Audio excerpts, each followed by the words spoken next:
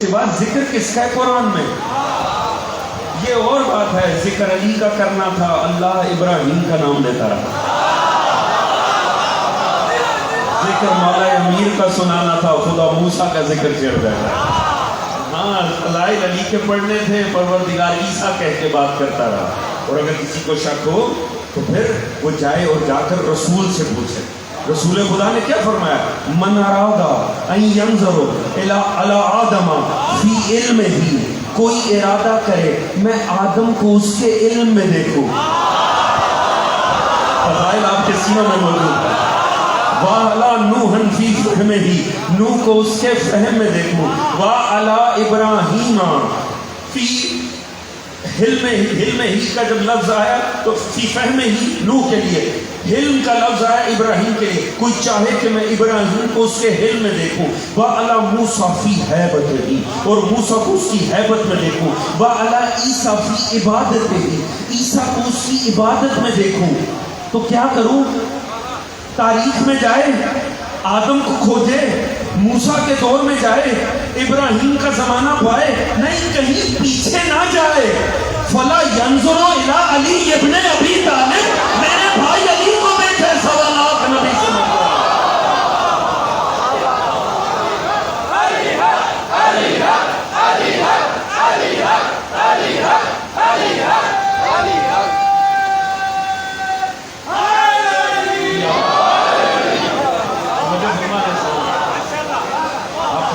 بڑی حسین ہے۔ میں آگے بڑھنے سے پہلے لیجیے آپ کی محبت کے لیے ایک جملہ عرض کروں گا۔ کمال دیکھیں، جتنوں پر جن کے حوالے سے امام حسین پر سلام کیا تھا امام صادق کو، رسول اللہ نے انہی سب کے نام لے کر کہا اگر انہیں دیکھنا ہو تو علی کو دیکھو۔ اچھا، یہ اس مجمع سے زیادہ کوئی فضائل شناس نہیں ہے، میں سادگی سے بات عرض کروں گا اور میں دیکھنا چاہوں گا دوستان کس حد تک بیدار بیٹھے ہیں۔ فرمایا آدم کو دیکھنا ہے، میرے بھائی علی کو دیکھو۔ نوح کو دیکھنا ہے، علی کو دیکھو۔ ابراہیم کو دیکھنا ہے، علی کو دیکھو۔ موسیٰ و عیسیٰ کو دیکھنا ہے، علی کو دیکھو۔ یہ نہیں فرمایا علی کو دیکھنا ہے تو موسیٰ کو دیکھو۔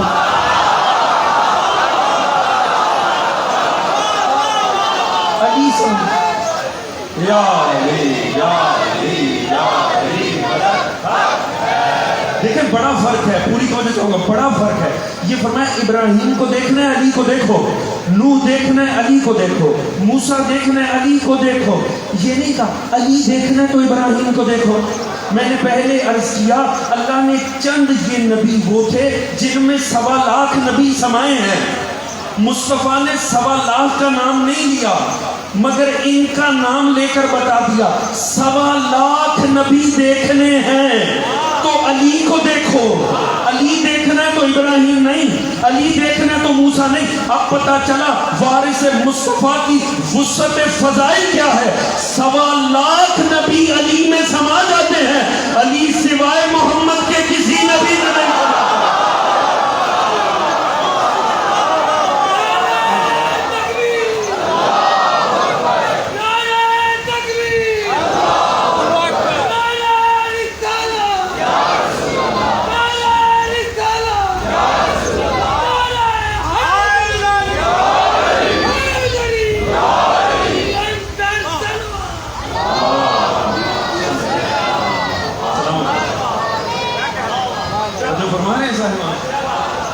اللہ ہی بہتر جانتا ہے ذات گرامی امیر المومنین علی ابن ابی طالب کیا ہے۔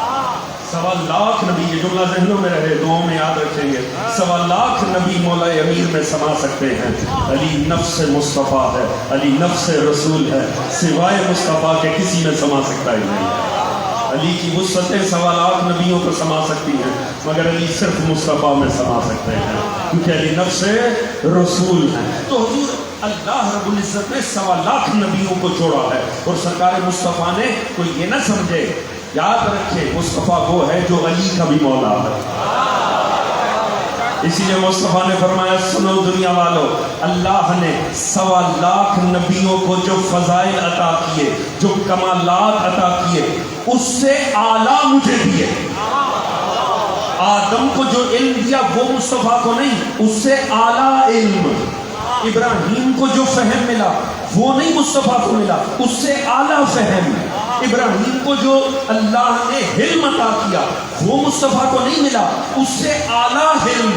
موسیٰ کی ہیبت سے اعلیٰ ہیبت، عیسیٰ کی عبادت سے اعلیٰ عبادت، 1.25 لاکھ نبیوں کے جو فضائل ہیں ان سے اعلیٰ ایک ذات میں سمائے ہیں جسے مصطفیٰ کہتے ہیں، اور مصطفیٰ 1.25 لاکھ انبیاء کے فضائل سے بھی بڑھ کر معراج پر جب فائز ہوئے وہاں کھڑے ہو کر فرمایا حسین منی وانا من حسین، حسین مجھ سے ہے، یعنی حسین کا علم آدم سے بھی بڑھ کر ہے، حسین کا فہم ابراہیم سے بڑھ کر ہے، حسین کی ہیبت موسیٰ سے بڑھ کر ہے، کیونکہ یہ ان سے اعلیٰ تر ہے۔ اور دیکھیں ایک نہیں دو نسبتیں ہیں وارث کی، منی و انا من۔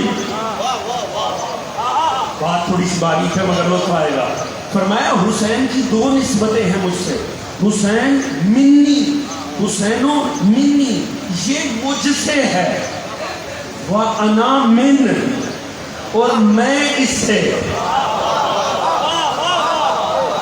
مورث اور وارث میں 2 تعلق ہیں، ایک یہ کہ حسین مصطفیٰ سے، دوسرا یہ کہ مصطفیٰ حسین سے۔ یہ منی اور انا من کا فرق کیا ہے؟ اسے انتہائی لطیف انداز میں مرحوم علامہ ذیشان حیدر جوادی نے بیان کیا، اللہ ان کے درجات کو بلند فرمائے۔ کیا ایک خوبصورت بات لکھی، وہ فرماتے ہیں حسین اور مصطفیٰ 2 تعلق رکھتے، منی و انا من۔ فرماتے ہیں منی سے پتہ چلے گا انا من کا تعلق کیا ہے۔ فرماتے ہیں منی ہونے کے لیے کس درجہ کمال میں ہونا چاہیے؟ فرماتے ہیں ایک صحابی ایسا تھا جو اتنا بڑھا کہ سب سے بڑھ گیا، حتیٰ مصطفیٰ نے فرمایا یہ ایمان کے 10ویں درجے پہ ہے۔ فرماتے ہیں سلمان جب ایمان کے 10ویں درجے پر پہنچا تب مصطفیٰ نے فرمایا سلمان منی۔ جو فرما رہے ہیں حضور، فرماتے ہیں منی ہونے کے لیے بھی اپنی کیٹیگری میں سب سے بلند ہونا چاہیے۔ جب منی ہونے کے لیے سب سے افضل ہونا چاہیے تو انا من ہونے کے لیے کون سا درجہ ہوگا؟ بہتر جانتا ہے حسین کی عزت اور عظمت کیا، 1.25 لاکھ نبیوں کے کمال سے اعلیٰ تر درجے پہ ذات گرامی ہے حسین کی۔ اسی لیے مولا فارس سے انبیاء قرار دے رہے ہیں اور پہلا سلام فرما رہے ہیں السلام علیکہ یا وارث آدم صفت اللہ، اے آدم کے وارث حسین تجھ پہ میرا سلام۔ دیکھیں اس بات کی کہ آپ کو وارث آدم قرار دیا گیا، تھوڑی سی تمہید ہے، میرا ساتھ دیں گے تو انشاءاللہ لطف آئے گا۔ اللہ نے ہر نبی کو قرآن میں کھل کے الگ الگ بیان کیا۔ ابراہیم کا واقعہ اٹھا کر پڑھے کتنے سوروں میں پھیلا ہوا ہے، موسیٰ کا واقعہ کتنے سوروں میں ہے، عیسیٰ کا واقعہ پھیلا ہے۔ خلافت آدم کا ذکر اللہ نے پورے قرآن میں ایک ہی جگہ کیا، ایک ہی جگہ، سورہ بقرہ 30ویں آیت۔ اتنا کافی اور شافعی کیا کہ دوبارہ خدا کو خلافت کا موضوع چھیڑنا نہیں پڑا۔ وہ عنوان جو امت میں سب سے بڑا تنازع ہے اللہ نے اسے فقط ایک جگہ بیان کیا، سورہ بقرہ، انی جاعل فی الارض الخلیفہ۔ اے سنو ملائکہ، میں زمین پہ اپنا خلیفہ بنانے جا رہا ہوں۔ جیسے ہی ملائکہ نے سنا کیا جواب دیا آپ کے ذہنوں میں ہے؟ من یفسد فیہا ویسفک الدماء ونحن نسبح بحمدک ونقدس لک۔ پروردگار تو اسے بنائے گا جو زمین پہ دنگا و فساد کرے گا جبکہ ہم تیری تسبیح ہی کرتے ہیں۔ ایسے ہی ہے نا جی، یہی آپ نے سن رکھا ہے۔ کس نے کہا میں بنا رہا ہوں؟ اللہ نے۔ اعتراض کس نے کیا؟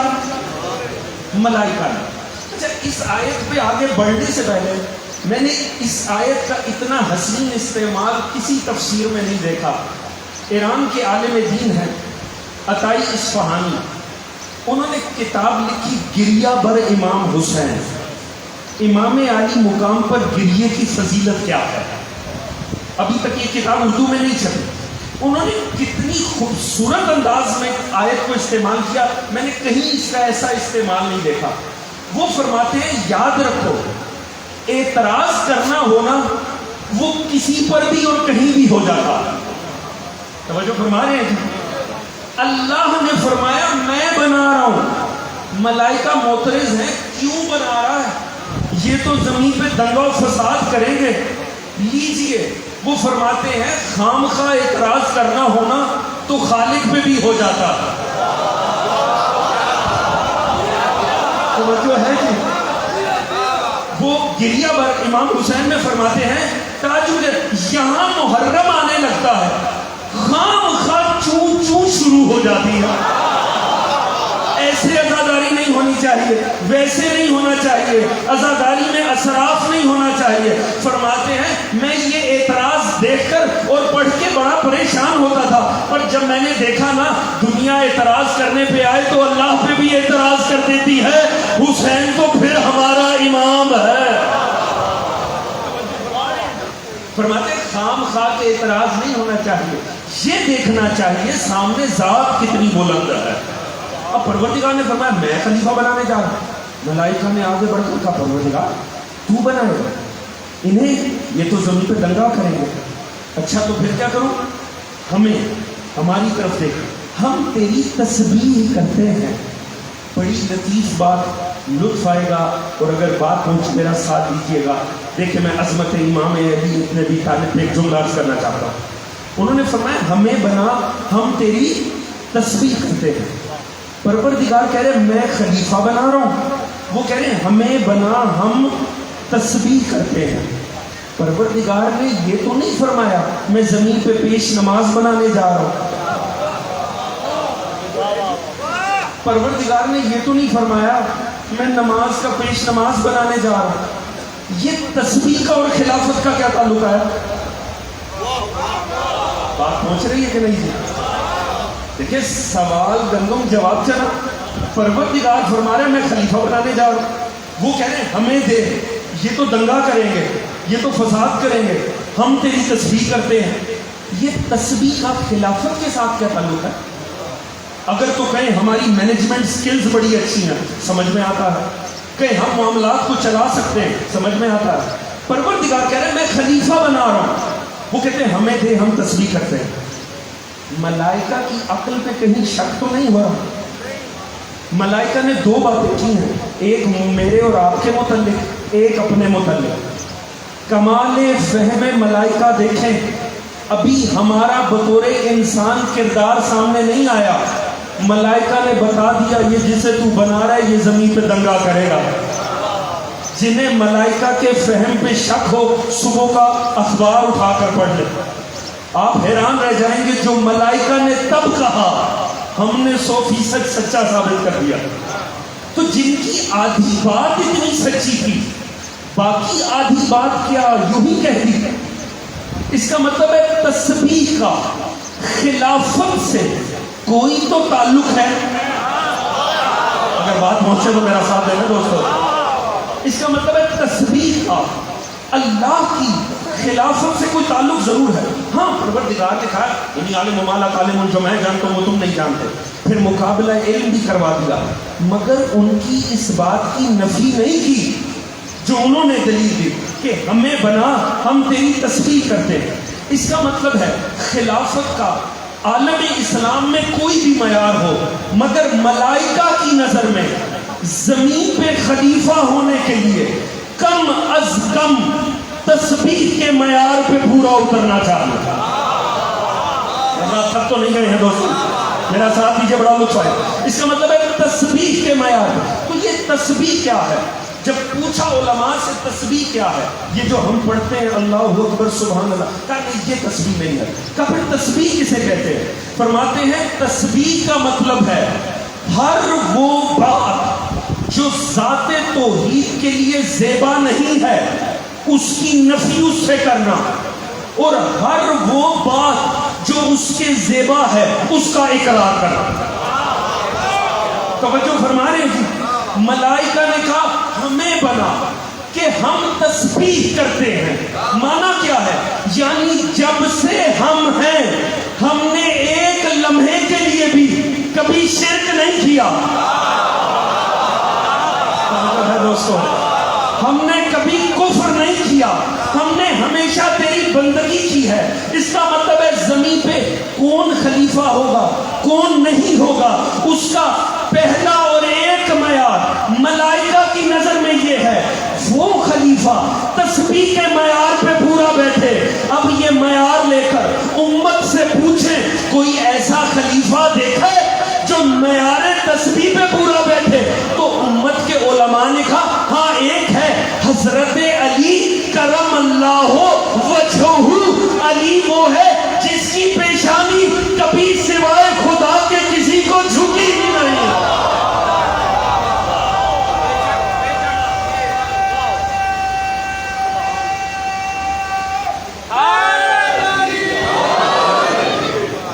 جو فرمائے یہ پیشانی وہ ہے معیار تسبیح پر سوائے ذات گرامی علی کے امت میں کوئی ایک خلیفہ نہیں ہے جو آسمانی معیار پر خلیفہ بنا ہے.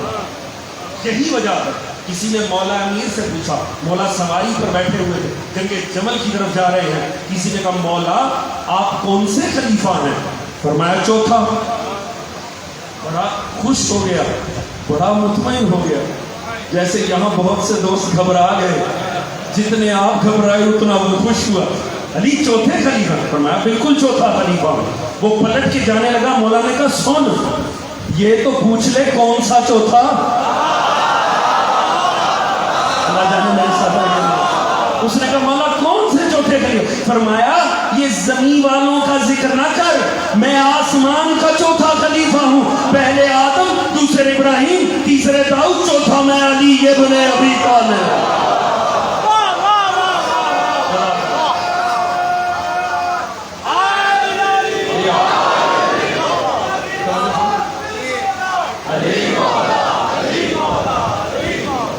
توجہ فرما رہے صاحبہ. اب جب ملائکہ نے یہ اعتراض کیا تو اللہ رب العزت نے, اب دیکھیں وہاں تو کہہ دیا انی عالم ما لا تعلمون, جو میں جانتا ہوں وہ تم نہیں جانتے. اکثر بڑوں کے سامنے بندہ گفتگو کرنے بیٹھے نا تو اکثر ایسے جملہ سننے کو ملتا ہے, خاموش, جو ہمیں پتا ہے وہ تمہیں نہیں پتا. اس کا دوسرا مطلب ہوتا ہے منہ بند رکھیے. یہ خدا کا مزاج ہے, جو فرشتوں کو خلافت کے موضوع پہ کہہ دے منہ بند رکھیے. اللہ جانے جب انسان بولتا ہوگا تو پروردگار کا مزاج کیا بنتا ہوگا. تو وجہ ہے جی یہ حق فقط خدا کا ہے, وہ صرف خلیفہ بنا سکتا ہے. مگر تھے تو اپنے ہی, ہیں تو اپنے ہی, اور تسبیح و تقدیس بھی کرتے ہیں. پروردگار نے اب انہیں بتانا تھا جو میرا انتخاب ہے نا وہ کتنا باکمال ہے. اب تو سوچنے کی بات ہے, پروردگار نے یہ کب کہا میں آسمان پہ خلیفہ بنانے جا رہا ہوں؟ فرمایا انی جاعل فی الارض خلیفہ. ملائکہ بیٹھے آسمان پہ ہیں, لینا وہ خلافت چاہتے ہیں جو زمین پہ قائم ہوگی. بات پہنچ رہی ہے کہ نہیں دوست؟ کیا انہوں نے کبھی خدا سے ان چیزوں کا تقاضا کیا جو ہمارے پاس ہیں؟ کبھی ہمارے لباس مانگے, ہماری کھانے کی ڈشز مانگی, خلافت مانگ لی؟ علماء تفسیر نے کیا حسین نقطہ لکھا ہے. وہ فرماتے اس لیے کہ ملائکہ جانتے تھے جسے اللہ نے زمین پہ خلیفہ بنانا ہے نا وہ بیٹھا زمین پہ ہوگا, اس کا راج آسمانوں پہ چلے گا. وہ زمین پہ بیٹھ کے آسمان کے معاملات کو طے کرے گا. اب پروردگار نے فرمایا سنو, ایسا نہیں ہے کہ میں نے یوں ہی بنا دیا, اس کا استحقاق ہے. وَعَلَّمَ آدَمَ الْأَسْمَاءَ كُلَّهَا ثُمَّ عَرَضَهُمْ عَلَى الْمَلَائِكَةِ فَقَالَ أَنبِئُونِي بِأَسْمَاءِ هَؤُلَاءِ إِن كُنتُمْ صَادِقِينَ. پروردگار نے آدم کو اسماء تعلیم کیے. تعلیم کرنے کے بعد سامنے کیے ملائکہ کے, کہا ملائکہ تم بتا دو اگر تم واقعی سچے ہو تو. اللہ نے علم کا مقابلہ کروا دیا. جیسے ہی آدم کو علم بولتے دیکھا نا ملائکہ تو تنگ رہ گئے اور تنگ آ کے کہنے لگے پروردگار لا علم لنا الا ما علمتنا. یا اللہ یہ کیا پڑھ رہے ہیں, ہم تو فقط وہ جانتے جو تو نے بتا رکھا. خدا کی قسم یہاں لطف آ جائے. یہ جملہ آپ کو جاتے وقت بھی لطف دے گا. اور یہ میں اپنے طالب مانا رائے سے پیش کرا. علامہ علی نقی نقل نے تفسیر میں جملہ لکھا ہے اور کمال کر دیا. فرماتے ہیں پہلی مرتبہ ملائکہ اور انسان کا ٹاکرا تھا. انسان کی عظمت کو دیکھ کر ملائکہ چیخ پڑے لا علم لنا الا ما علمتنا. نہیں ہم تو اتنے جانتے ہیں جتنا تو نے بتا رکھا ہے. فرماتے اسی دن سے ملائکہ کا یہ وظیفہ بن گیا لا الا لا الا. لہذا جب بھی انہوں نے کسی انسان کو اس کی کمال فضائل میں دیکھا فوراً چیخ پڑے لا فتح الا علی لا سیف الا ذوالفقار.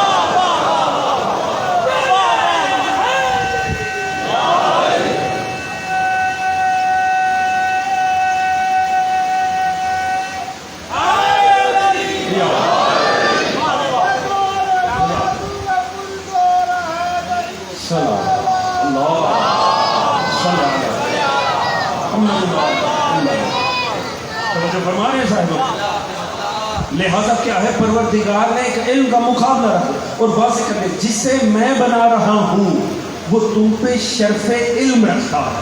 اس کا مطلب ہے جب بھی کبھی نزاع ہوگا اختلاف خلافت پر ہوگا تو ہمیشہ معیار یہ نہیں ہوگا کسے کتنے ووٹ ملے ہیں.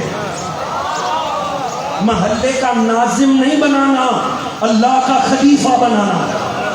ہمیشہ اس کا علم دیکھا جائے گا. حضور یہ بات اب سنتے. آدم کے وارث ہیں حسین.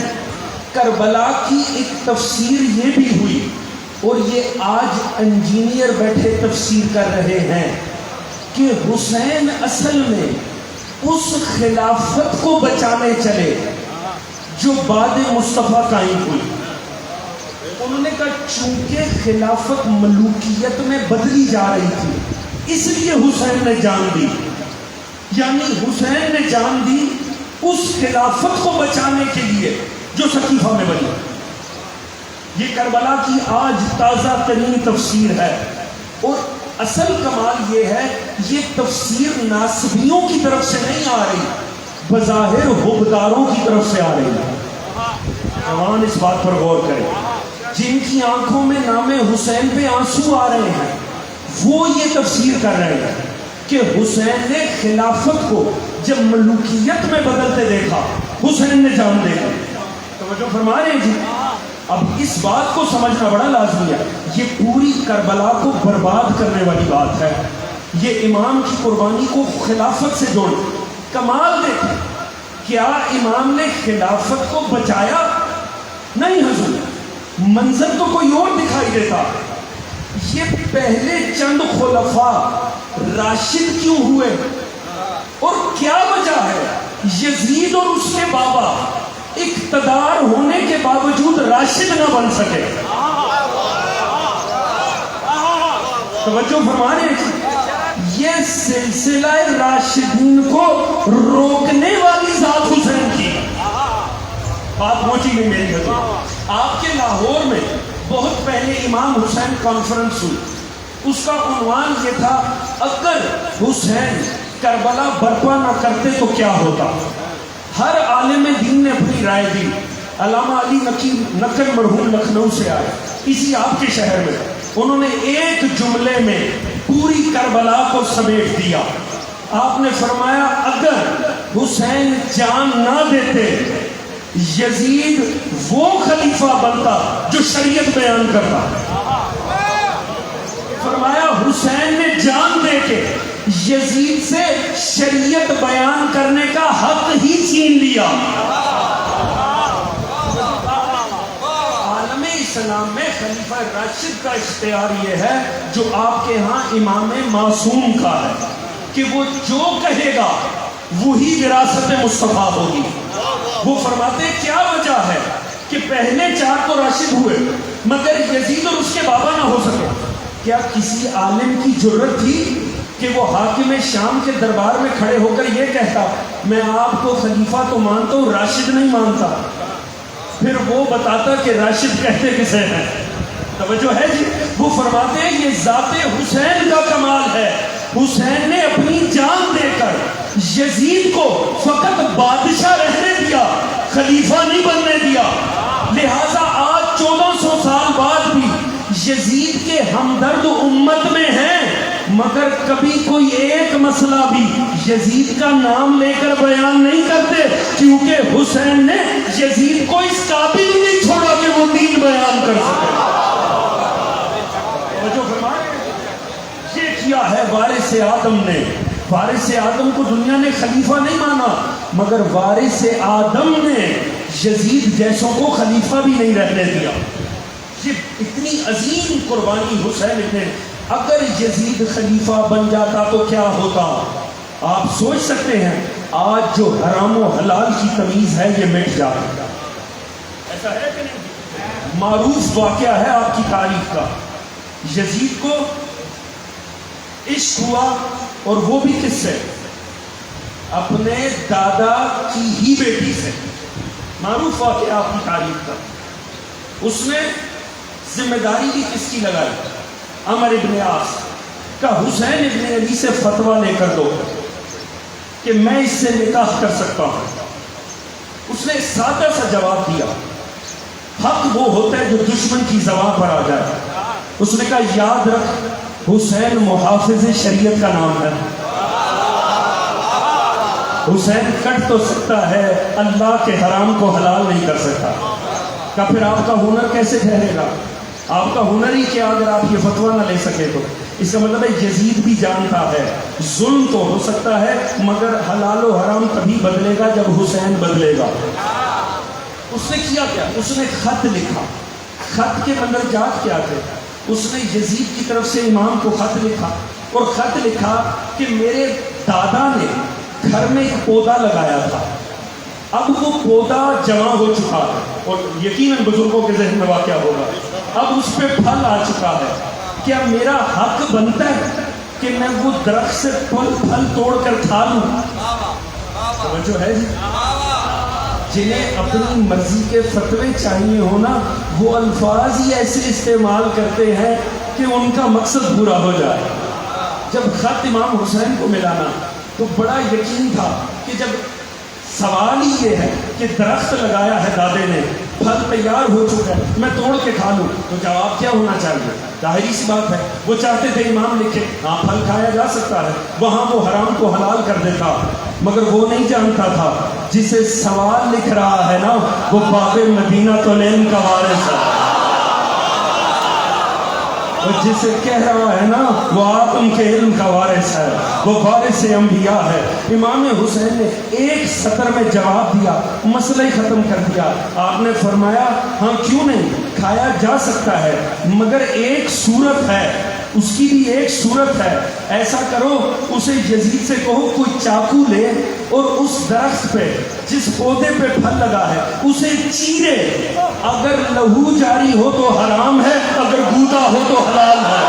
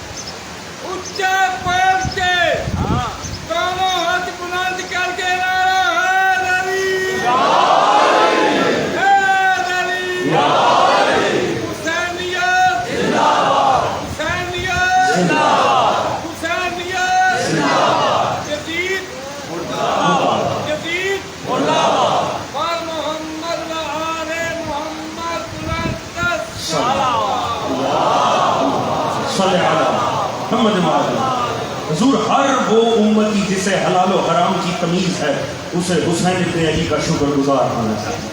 یہ جو حلال و حرام کی تمیز ہے یہ بوجہ وارث انبیاء حسین ابن علی۔ حسین ابن علی اس ہستی کا نام ہے کہ جس نے دیکھا کہ خلافت الہیہ پامال ہو رہی ہے اور یزید جیسے بھی بننے کو تیار ہو گئے ہیں، امام نے اپنی جان دے کر وارث انبیاء نے اسے وہی سلسلے کو روک دیا۔ لہٰذا آج امت یہ کہنے پہ مجبور ہے ہاں ہاں یزید تھا مگر بادشاہ تھا، خلیفہ نہیں تھا. توجہ ہے جی؟ مگر یاد رکھیے دنیا غور کرے خلافت کے معیار پامال ہونے کا کسے فائدہ ہوا ہے کسے نقصان. ہم نے کہا یہ معاملہ کل بھی خدا کا تھا، یہ بعد مصطفیٰ بھی خدا کا تھا. صرف خدا کا حق بنتا ہے وہ خلیفہ بنائے. زمانے نے کہا نہیں، ہماری عقل و دانش بنا لیتی ہے، لہٰذا 11 ہجری میں آ کر اس امت میں 2 طبقے بن گئے. ایک نے اپنی مرضی سے بنایا، ایک نے خدا کی مرضی سے بنایا. بس فرق دیکھ لیجئے، فقط 50 سال میں فرق واضح ہو گیا. اب ہر کوئی سوچ لے کون فائدے میں رہا کون نقصان میں رہا. جنہوں نے بعد مصطفیٰ اپنے فیصلے لیے انہیں 50 سال بعد یزید سا خلیفہ ملا، جنہوں نے علی کو مانا غدیر پر انہیں 50 سال بعد حسین ابن علی کا تھا. لبیک یا حسین، لبیک یا حسین، لبیک یا حسین. جو فرما رہے صاحب ہم تو فائدے ہی فائدے میں رہے حضور. علی سے لے کر حسین تک ہمیں کوئی تجربے نہیں کرنے پڑے. اللہ نے پہلے نبی دیے بعد میں وارثان انبیاء دے دیے. یاد رکھیں حسین اپنی ذات میں معیار ہے. حسین تنہا بھی ہو تو پوری امت کی اوقات نہیں ہے حسین کے سامنے. اگر ایک ساری امت یزید کو جھکی کوئی شک نہیں ہے، ایک حسین کا نہ جھکنا اسے باطل ثابت کر دیتا. فرق نہیں پڑتا کس کس نے بیعت کی، خلفائے راشدین کے بیٹوں نے بیعت کی، صحابہ کی اولاد نے بیعت کی، سارا زمانہ کرے مگر علی کے لال نے تو بیعت نہیں کی، نبیوں کے وارث نے تو بیعت نہیں کی. لہذا ایک حسین کا انکار 1.25 لاکھ نبیوں کا انکار ہے. اگر حسین انکار کر رہے ہیں اس کا مطلب ہے آدم انکار کر رہے ہیں، ابراہیم انکار کر رہے ہیں، موسیٰ انکار کر رہے ہیں، نوح انکار کر رہے ہیں. اور آپ کی توجہ ہو، میں سمجھتا ہوں اس مسئلے کو تو ایک جملے میں، اور میں نے پہلے عرض کیا حق وہ ہوتا ہے جو مخالف کی زبان پر آ جائے. میں کہتا ہوں اس جملے کی حد تک سلام ہے علامہ ابوالعلا مودودی کو. کسی نے ان سے پوچھا تھا نا مودودی صاحب جب سب نے بیعت کر لی تو حسین نے کیوں بیعت نہیں کی؟ آپ نے فرمایا سوال درست کرو. یہ مت پوچھو جب سب نے بیعت کی تو حسین نے کیوں نہیں کی. سوال یہ بنتا ہے جب حسین نے انکار کیا تو سب نے کیوں بیعت کر لی؟ حسین ابن علی اپنی ذات حسین معیار ہے، حسین وارث ہے آدم صدق اللہ ہے، حسین خلافت کا وارث ہے، حسین کا بنتا ہے. لہذا حسین کا انکار سبھی کا انکار ہے. اور میں نے تو کل بھی عرض کیا حضور امام نے فرد واحد کی حیثیت سے انکار نہیں کیا. یاد رکھیں فرمایا مثلی، مجھ جیسا ہی نہیں کرتا. اس کا مطلب ہے جو پہلے گزرے حسین جیسے انہوں نے بھی نہیں کیا تھا. توجہ ہے جی؟ یہی وجہ ہے ابن زیاد نا مسلسل بسر سعد کو کربلا میں خط لکھ رہا تھا حسین سے بیعت لے، حسین سے بیعت لے. 2 محرم سے لے کر عاشورہ تک یہی تو بحث چلتی رہی، بیعت لے. بسر سعد آپ جانتے ہیں پہلے اس کی کوشش تھی جنگ نہ ہو، پیچھے سے ابن زیاد پریشر دے رہا تھا بیعت لے، سر یا بیعت، سر یا بیعت. بسر سعد روزانہ ایک قاصد وہاں سے آتا تھا ایک یہاں سے جاتا تھا. ہمیشہ قاصد بسر سعد کا ایک ہی جواب لاتا تھا، جو کر لو حسین نے بیعت نہیں کرنی، جو کر لو حسین نے بیعت نہیں کرنی. تاریخ طبری کا واقعہ ہے، ایک دن قاصد کو ابن زیاد نے بھیجا تنگ آ کے، کہا اس سے پوچھ کے بتاؤ آخر کیوں نہیں کرنی، اسے اتنا یقین کیوں ہے کہ حسین بیعت نہیں کریں گے. حق وہ ہوتا ہے جو ظالم کی زبانوں پہ جاری ہو. تاریخ طبری اٹھا کر پڑھے، بسر سعد نے ایک سطر کا جواب دیا اور میں کہتا ہوں اس کے اندر کمال عظمت اور معراج ہے. اس نے کہا ابن زیاد جو کر لیں ہم حسین بیعت نہیں کریں گے. کیوں؟ اس نے لکھا چونکہ حسین کے پہلو میں علی کا دل ہے. فرمایا اس لیے حسین نہیں کریں گے، ان کے پہلو میں علی کا دل ہے. جملے پہ خود ہی غور کر لیجئے گا، جس کے پہلو میں صرف دل ہو علی کا، وہ ظالم کی بیعت نہیں کرتا. مجسم علی ابن ابی طالب کیسے کسی کی بیعت کرتا؟ حسین جیسے کبھی کسی کی بیعت نہیں کرتا. اور ہمارے لیے اتنا ہی کافی ہے، امام نے انکار کر دیا. حضور یاد رکھے، زمانہ ہم سے جتنا بھی منوانے کی کوشش کرے، ہماری مجبوری ہے، ہماری طرف سے حسین انکار کر چکے. آپ فرما چکے مجھ جیسا نہیں کرتا. ہم کیا کریں؟ ہم حسین جیسے بننے کی کوشش کر رہے ہیں. لہٰذا ہم کسی دور میں ظالم کو قبول نہیں کر سکتے. مگر یاد رکھیں بڑی قیمت چکائی ہے حسین نے اس انکار. چین شہر میں نہ جنگل میں امان ملتی ہے، دیکھیے قبر مسافر کو کہاں ملتی. کل بھی عرض کیا تھا محرم کا تعلق گریے سے ہے حسین. پوری کوشش ہونی چاہیے ایک آنسو رومال زہرا کا حصہ ہو جائے. جوانوں آج نہ روئیں گے تو کب روئیں گے؟ آج 2 محرم ہے. آپ جانتے ہیں نا 2 محرم ہونے کا مطلب کیا ہے؟ اس کا مطلب ہے وہ وہاں پہنچ چکے ہیں جنہیں جہاں پہنچنا ہے. امام کی سواری جا رہی ہے اور سامنے سے ایک عجیب منظر دیکھا گیا. امام کے ایک صحابی نے فوراً تکبیر بلند کی. پوچھا کیا ہوا؟ اس نے کہا مجھے لگتا ہے کوئی نخلستان آ گیا. ساتھ سے کسی نے کہا نہیں میں یہ راستہ پہچانتا ہوں، یہاں کوئی درخت نہیں ہے، کوئی نخلستان نہیں ہے. امام نے فرمایا بڑھتے چلے جاؤ، ابھی معاملہ واضح ہوگا. تھوڑی دیر بعد جا کے ایک صحابی تڑپ کر آیا.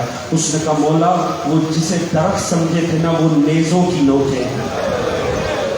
وہ نیزے آمادہ ہو رہے ہیں جو اکبر کے سینے میں اتارے جائیں گے. وہ نیزے لائے جا رہے ہیں جن سے قاسم کے ٹکڑے ہونے ہیں. وہ نیزے آ رہے ہیں جن سے آل محمد کے بچوں کو پامال کیا جائے گا. قریب ہوئے دیکھا ہور کا لشکر ہے. اتنا تھکا ہوا لشکر تھا کیونکہ فوراً بھگایا گیا تھا کوفہ سے. پانی ختم ہوا، نہ بھی اسے کچھ کہا جاتا شاید تھوڑی دیر میں پیاس سے مر جاتے. امام نے جب ان کی حالتیں دیکھی نا، ہونٹ سوکھے ہوئے ہیں، حتیٰ گھوڑوں کی زبانیں باہر آ چکی ہیں. اور نے کہا مجھے بھیجا گیا ہے آپ کو روکنے کے لیے. امام نے فرمایا بات بعد میں ہوگی، عباس ہمارے پاس کتنا پانی ہے؟ کہا مولا اتنے مشکیزیں ہیں. فرمایا اس پورے لشکر کو پانی پلایا. 2000 کے لشکر کو ابو الفضل عباس اپنے ہاتھوں سے پانی پلا رہے ہیں. یہ ہے علی کا بیٹا، وہ جس نے اپنے قاتل کو جام شربت دیا تھا. علی والا ظرف ہے عباس کا، اپنے قاتلوں کو پانی. سب سیراب ہو گئے نا. مولا نے فرمایا پانی ہے کہاں ہے؟ فرمایا ان حیوانوں کو پانی کون پلائے گا؟ حیوانوں کو پانی پلایا گیا. میں کہتا ہوں آسمان اس منظر کو دیکھ لے، دیکھ حسین کی عظمت کیا ہے. سب حیوان سیراب ہوئے. مولا نے فرمایا پانی بچ گیا؟ جی مولا کچھ پانی بچ گیا ہے. فرمایا ان حیوانوں کے سم جل رہے ہیں، ان کے سموں پہ بھی پانی ڈال دو. میں کہتا ہوں ہائے یہ وہی حسین ہے جو کربلا میں 10 محرم کو اپنے ننھے بچے کو گود میں لے کر کہیں گے ظالموں کوئی قصور ہوگا تو زہرا کے لال کا ہوگا، اس بچے کو ایک گھونٹ پانی دے دو یہ بچ جائے گا. مولا آپ جن سموں پہ پانی ڈلوا رہے ہیں کل کو آپ کی لاش پہ یہ گھوڑے دوڑائے جائیں. مگر یہ ظرف ہے حسین ابن علی کا. سارے سیراب ہوئے.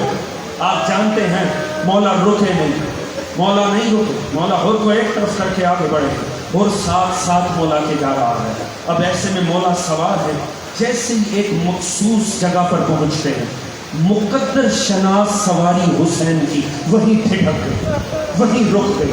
امام نے کوشش کی گھوڑا چلے، نہیں چل رہا. جناب عباس نے کوشش کی، نہیں چل رہا. ایک اور سواری لائی گئی، امام اس پر سوار ہوئے. ایک قدم چلا وہ بھی رک گیا. پھر دوسری سواری لائی گئی، امام نے ایک قدم اٹھایا سواری نے رک. 7 سواریاں بدلی گئی، کوئی سواری آگے نہیں بڑھ رہی. مولا نے کہا عباس یہ پاس کوئی رہتا ہو تو لے آ. تھوڑی دیر میں مولا عباس نے آ کر کہا مولا یہاں بنی اسد رہتے ہیں. مولا نے کہا ان سے کہو آئیں اور اپنے بزرگوں کو بھی ساتھ لائیں. جب بنی اسد آئے نا مولا نے پوچھا سواری پہ سوار ہے حسین, سوار پوچھا اس سرزمین کا نام کیا ہے؟ کسی نے کہا مولا اسے غازریہ کہتے ہیں. مولا نے کہا کوئی اور نام؟ کسی نے کہا ناصریہ کہتے ہیں. فرمایا اور کوئی نام؟ کا مولا شط الفرات کہتے ہیں. ایسا لگ رہا تھا مولا کو کسی مخصوص نام کی احتیاج ہے. سب نے کہا مولا بس یہی نام ہے. فرمایا نہیں کوئی اور بھی نام ہوگا. ایک بوڑھے نے آگے بڑھ کے کہا